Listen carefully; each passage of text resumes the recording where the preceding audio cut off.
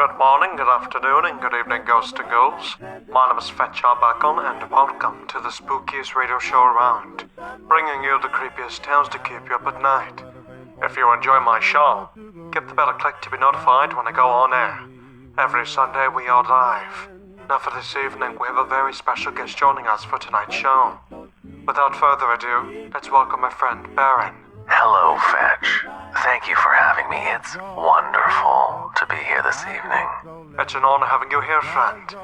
Now, before we get to the show, please do tell us about yourself and what you do. Well, Fetch, I say again, it's a pleasure to be here. It's nice to be anywhere, really, after 500 years stuck in my keep. But I'm just a simple wraith trying to torture his peasants the best he can. Like you, I tell horror stories for strictly entertainment purposes. I enjoy scary poems, writing, and long walks in the dungeon with the Baroness. That's absolutely lovely. Now I wanted to tell you about Krypton. Oh yeah? Especially the landlord, Mr. Slenderman.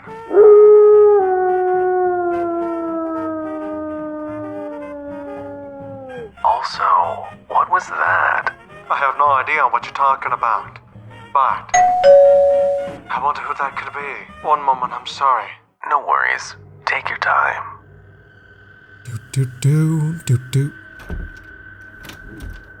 Ah, it is you. I should have known.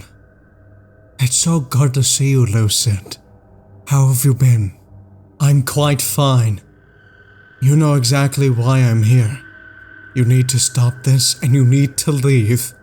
Lucid, I have no idea what you're talking about. I'm perfectly fine. No, you're not. You need help. Please, let me help you. Well, enough's that. Who was that? Don't worry about it. No, tell me. I'm curious. Baron, when I say don't worry about it, you Don't worry about it. Fine. Now, folks, it's time to dive into tonight's stories. So turn off the lights, get comfortable, and let's sink into the tales that await you. Take it away, the Baron. I'm a park ranger for a national park in the U.S. And this story I'm going to tell you has been hidden for years by my superiors. But now I shall finally bring it to the light. When I first got this job, they were very straightforward with answering all of my questions, until we were driving along one of the dirt roads. Off in the distance, I spot a barbed wire fence surrounding an area of land on the side of a mountain. "What's that fence for?" I asked while observing it from afar. The park ranger that was showing me around looked to where I was pointing, and I could sense fear by the way his eyes slightly grew wider. He focused back on the road and said, "That's nothing. Just a place to protect the wildlife and plants that live there from getting trampled on by hikers." His response made sense to me because I've heard of other areas being blocked off to protect the plants and such. But his body language was holding something from me. However, I didn't want to be that annoying new guy, so I just replied with, "Okay, that makes sense to me."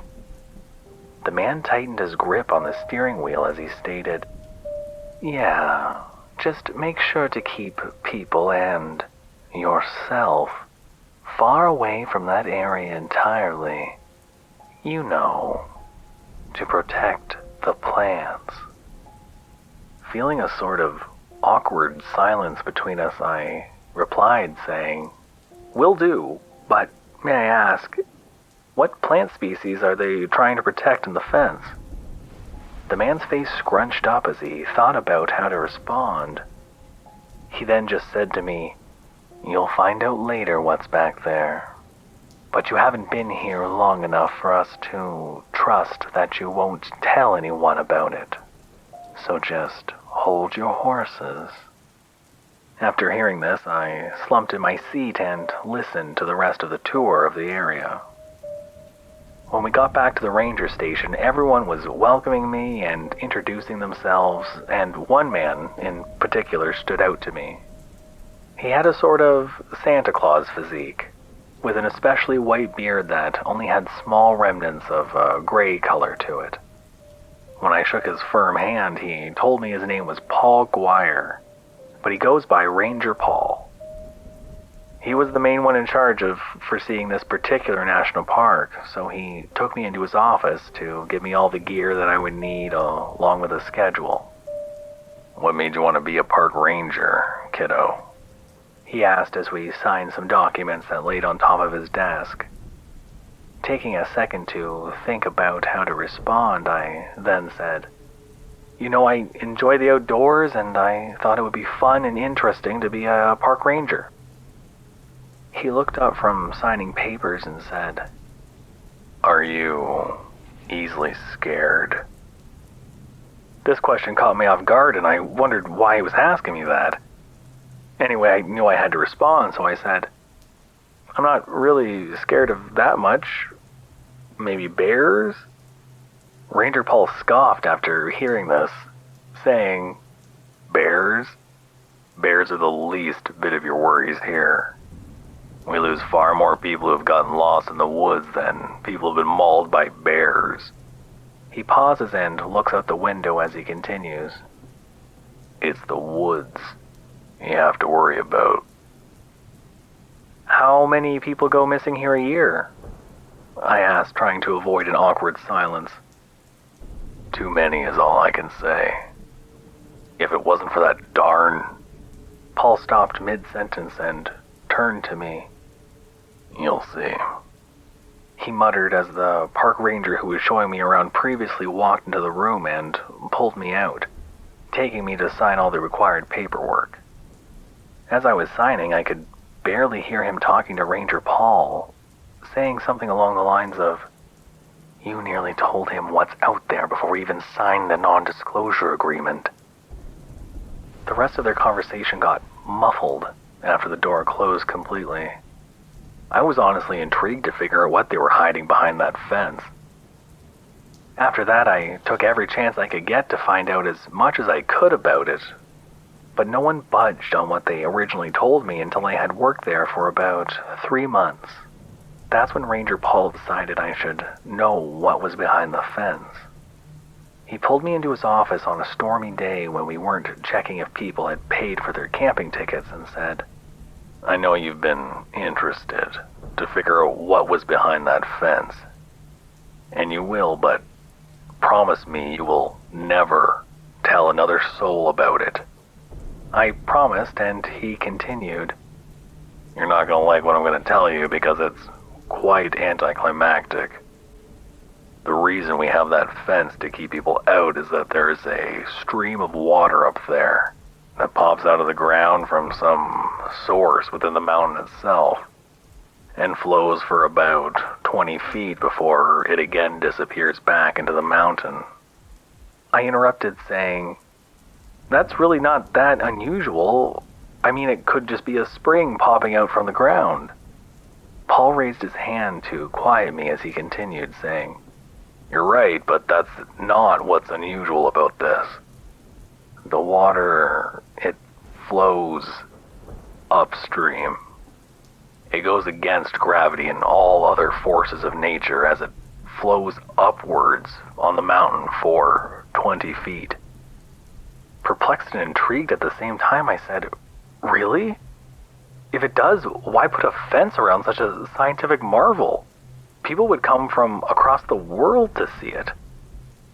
Ranger Paul smiled as he said, "That's what they first insisted on doing, but that place ain't right. It's cursed or something." I asked him what he meant, and he responded by saying, "Most of the people who discovered went missing and were never found. Those were the lucky ones. For the ones that didn't go missing, they somehow were morphed into deformed humanoids without the capability to speak. One, however, could slightly speak, and all he said was, 'Hell's Entry.'" After he said this, I knew he had to have been playing a prank on me to haze me or something. But his expression never changed as he said, that water going against gravity is some sort of enigma. The place is like the Bermuda Triangle. A sort of place trapped between dimensions. Crap like that. The government tried to study it, but after losing half of their scientists who were researching it, they gave up on it, leaving it locked up behind that fence. As he went on, I didn't know if I should have believed him or not, because it was so outlandish an idea. When the storm clouds moved out of the area, Ranger Paul sent me back out to check if people had paid for their campgrounds, leaving me with this last sentence. Don't ever go over that fence. A few days passed after this, and I couldn't deal with the explanation that Paul gave to me. It just didn't make sense. And so one night I snuck out and decided to hike over to the fenced area. I took a pair of wire cutters to cut through the fence because I didn't want to try and climb over the barbed wire that was wrapped around the top of it. When I finished cutting out a small hole I would be able to fit in, I brightened my flashlight as I heard the trickling of water. Following the sound, I stumbled upon the stream and its magnificent beauty. When I shined my flashlight at the water, it was almost as transparent as glass. Ranger Paul was making the whole thing up when he said the water went backward against gravity. To my utter amazement, I reached my hand down into the stream and felt the push of water towards the top of the mountain. I was elated due to how beautiful it was and wondering why anyone would want to hide something like this. As I was touching the water, I heard something splash, and glancing over, I saw a man crouched on all fours with his back to me. Startled by the man's presence and wondering if he was lost, I got back to my feet and walked toward him. "Are you lost, sir?" I asked as I placed my hand on his shoulder. His head turned around to meet my gaze and my heart stopped. All he had on his blank face was a mouthful of sharp-edged teeth. Stumbling backward, I fell into the stream, which felt strange as it tried to push me up the mountain, until I pulled myself out. The thing didn't move at all, but just sat there mumbling fragmented sentences. Freaked out, I darted to where I came from, and the thing somehow sensed my sudden movements and inhumanly crawled after me. It climbed into a nearby tree and tried to pounce on me, all the while I could hear it saying in an uneven tone, "Save me. Hell. Gates." Freaking out, I noticed that the ground underneath me was shifting and gravity was coming in and out. The world around me seemed to change back and forth, and I kept the same direction and saw the fence ahead of me where I cut the hole out of. It kept changing from a fiery cave wall back to the fence until I quickly made it there, but it was the cave wall by then. There was no way for me to escape now until it swiftly changed back for a fragment of a second. Taking the opportunity, I jumped through the hole in the fence and the thing tried to follow after me, but it didn't make it through. Its screams still keep me awake at night. Ranger Paul later found out about it, but didn't fire me on the spot. "After being in there, you're the last person on Earth who would ever want to go back in, so I'm not gonna fire you." He did instead give me all of the crappy jobs for 2 months afterwards. That happened around 4 years ago. But still, I'm not supposed to be posting this story here due to the non-disclosure agreement I signed. I guess I just broke that agreement because I need to warn everyone that if you find a random area in the woods fenced off, don't try to break into it. You just might not make it back. Well, that wraps up today's interesting show. I hope you all enjoyed today's episode. Also, special thanks to the Baron for joining me this evening. If you guys want to give his channel a visit, I highly suggest you do. He has a variety of content that will captivate you at first sight. I'll link his info in the description below. But that's all for now. Thank you for tuning in and tune back in next Sunday. My name's Fetch Arbuckle. And I'm the Baron. Signing off.